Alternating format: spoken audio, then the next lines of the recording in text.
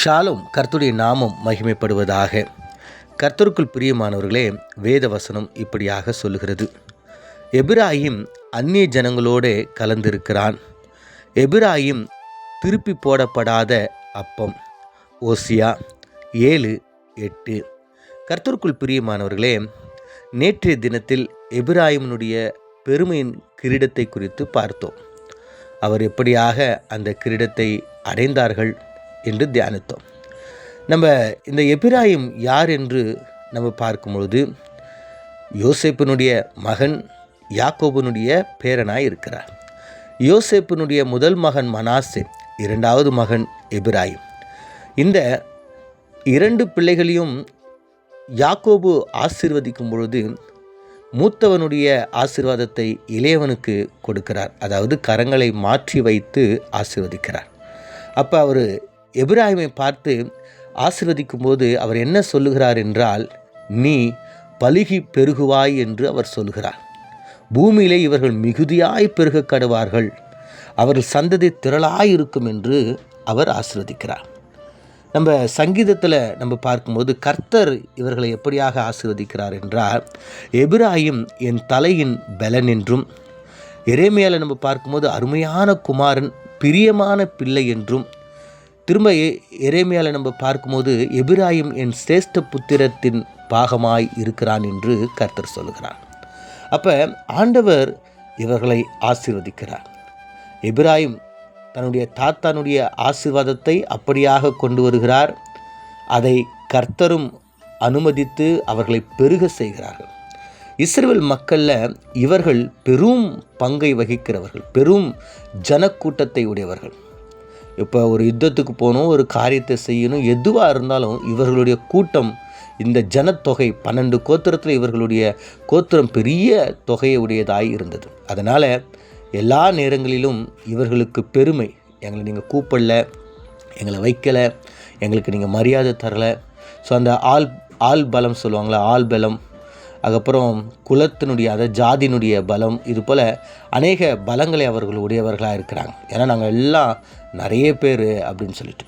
So அப்போ இவர்கள்கிட்ட இருக்கிற அந்த பெரிய ஒரு பலம் என்னன்னா, நாங்கள் பெரிய ஜாதியை உடையவர்கள்.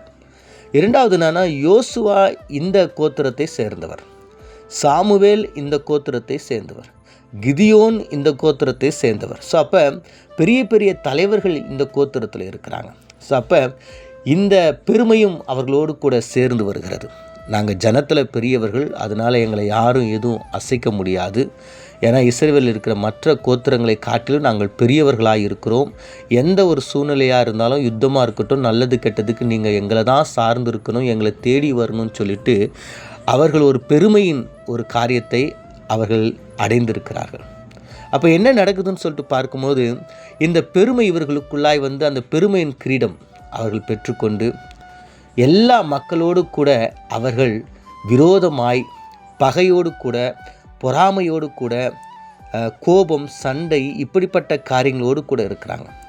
அது மாத்திரம் இல்லாமல் உலகத்தோடு கூட அவர்கள் கலந்து போய்விட்டார்கள். அதனால தான் வேதவசனம் சொல்லுகிறது, அவர்கள் அந்நிய ஜனங்களோடு கூட கலந்திருக்கிறார்கள். இந்த பால் எப்படி தண்ணி கலந்தால் தெரியாதோ அது போல் இவர்கள் கலந்திருக்கிறார்கள். திருப்பி போடப்படாத அப்பம், அதாவது ஒரு சைடு அவங்க வெந்திருக்கிறாங்க, இன்னொரு சைடு வேகலை. அப்போ ஒரு சைடு அவங்க தேவனோடு கூட இருக்கிறாங்க, இன்னொரு சைடு அவங்க உலகத்தோடு கூட கலந்துருக்கிறாங்க. இது எல்லாவற்றுக்கும் காரணம் அவர்கள் பெருமையே. அப்போ இவர்கள் திருப்பி போடப்படாத அப்பமாக இருக்கிறார்கள். இவர்கள் தேவனோடு கூட இணைந்த ஒரு பூரணமான ஒரு வாழ்க்கை இல்லை. இவங்க உலகத்தோடு கூட, பாவத்தோடு கூட, இச்சையோடு கூட இந்த உலகத்தோய் அவர்கள் அனுபவித்து கொண்டும் என்னுடைய பிள்ளைகளாய் இருக்கிறார்கள் என்று.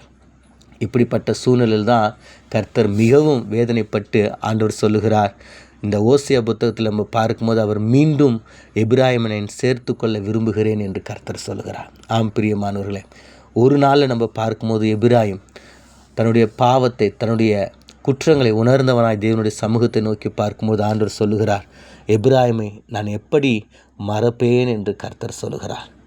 ஏன்னா அவன் தேவனுடைய தரிசனத்தை விட்டு கடந்து சென்றாலும், தேவனுடைய சித்தத்தை, அன்பை விட்டு கடந்து சென்றாலும், தேவன் எப்பொழுது அவனுடைய மனம் திரும்புதலை பார்க்கிறாரோ அப்போ ஆண்டவர் சொல்லுகிறார், நான் எப்படி அவனை மறப்பேன் என்று கர்த்தர் சொல்லுகிறார். ஆம் பிரியமானவர்களே, நீங்களும் நானும் தேவனை விட்டு கடந்து சென்றிருந்தால் இந்த அதிகாலை நேரத்தில் கர்த்தரை நோக்கி நம்ம பார்ப்போம். அவர் நம்மை நேசிப்பார்.